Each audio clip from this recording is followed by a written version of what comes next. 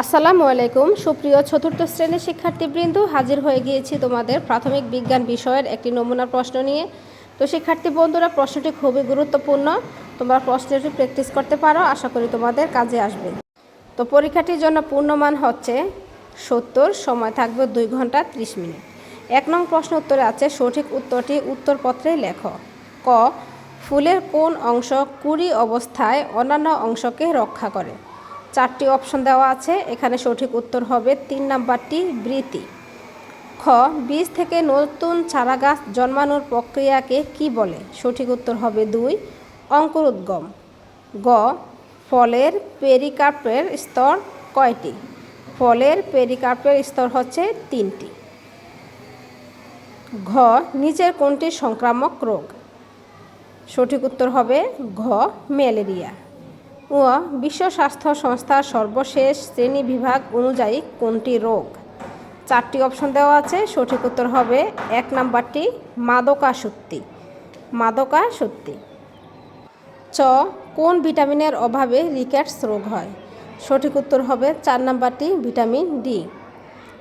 ছ, ফানুস দিয়ে অসাবধানে খেললে কোন ধরনের দুর্ঘটনা ঘটার সম্ভাবনা থাকে? সঠিক উত্তর হবে প্রথমটি, আগুনজনিত। বর্গীয় জতে আছে সড়ক দুর্ঘটনার একটি প্রধান কারণ হলো অসাবধানভাবে রাস্তা পার হওয়া।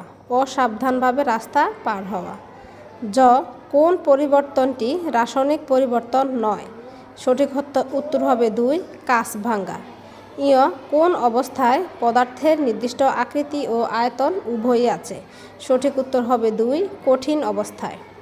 2 নং প্রশ্নের উত্তরে আসবে সঠিক শব্দ দিয়ে শূন্যস্থান পূরণ করো। 5টি থাকবে, 5টির জন্য 5 নাম্বার। ক, খাদ্য তৈরির জন্য উদ্ভিদের ড্যাশ পানি ও বায়ু প্রয়োজন? খাদ্য তৈরির জন্য উদ্ভিদের আলো, পানি ও বায়ু প্রয়োজন। শূন্যস্থানে হবে আলো। খ, বীজের উপর পাতলা আবরণী হচ্ছে পেরিকার্প। শূন্যস্থানে হবে পেরিকার্প। মশার মাধ্যমে ড্যাশ রোগ হয়? মশার মাধ্যমে ডেঙ্গু জ্বর হয়। তারপর হচ্ছে গ, প্রাথমিক চিকিৎসা ড্যাশ সম্ভাবনা কমায়? প্রাথমিক চিকিৎসা জীবনহানির সম্ভাবনা কমায়। শূন্যস্থানে হবে জীবনহানি। ও, বাতাস ও একটি পদার্থ কারণ এর ওজন ও আয়তন রয়েছে। শূন্যস্থানে হবে ওজন ও আয়তন। 3 নং প্রশ্নের উত্তরে আসবে বাক্যটি শুদ্ধ হলে সু, অশুদ্ধ হলে অ লেখ। 5টির জন্য 5 নাম্বার। কয় আছে উদ্ভিদ নিজের খাদ্য নিজেই তৈরি করে? এই বাক্যটি শুদ্ধ।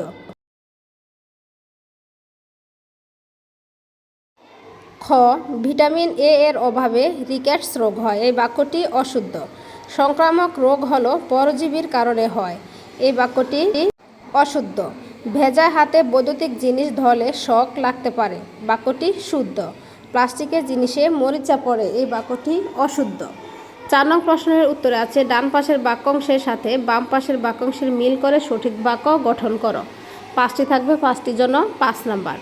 ক, অপুষ্পক উদ্ভিদের এটার সাথে মিল হবে ফুল ও ফল হয় না। অপুষ্পক উদ্ভিদের ফুল ও ফল হয় না।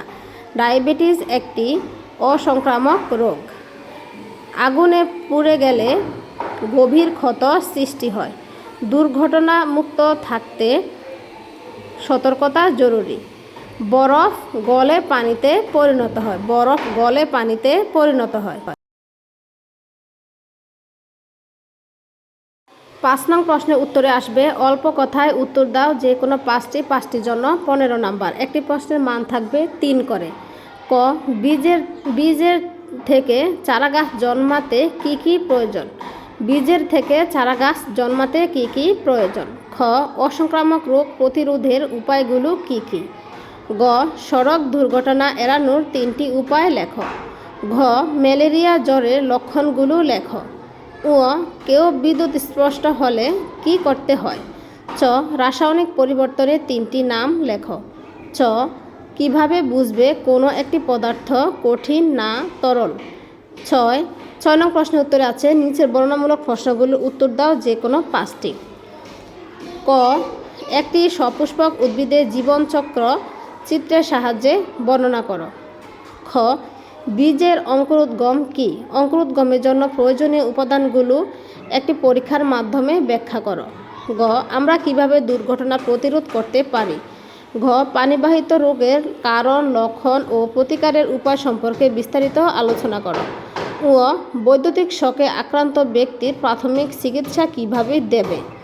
চ মরিচা কি? মরিচা কিভাবে সৃষ্টি হয়? মরিচা প্রতিরোধের পদ্ধতিগুলো কি কি? চ বৈশিষ্ট্যের ভিত্তিতে কঠিন, তরল ও গ্যাস এই তিনটি অবস্থার পার্থক্যগুলো ছকের মাধ্যমে বর্ণনা করো। তো শিক্ষার্থী বন্ধুরা, এই ছিল নমুনা প্রশ্নটি। আজকে এ পর্যন্তই। ভালো থাকবে সবাই। আল্লাহ হাফেজ।